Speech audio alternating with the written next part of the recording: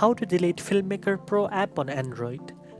First of all, open your device settings and scroll down to the apps or app management.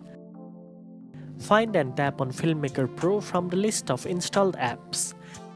On the app page, tap on Install. A confirmation prompt will appear asking if you want to remove the app. Tap OK or Yes to confirm. The app will then be removed from your device, including its core files.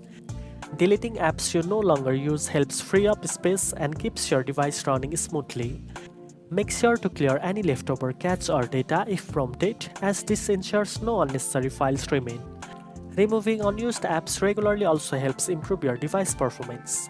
You can always reinstall the app later if you need it for future video projects. Now you know how to delete Filmmaker Pro app. If you found this video helpful, don't forget to like, share and subscribe for more video editing tips.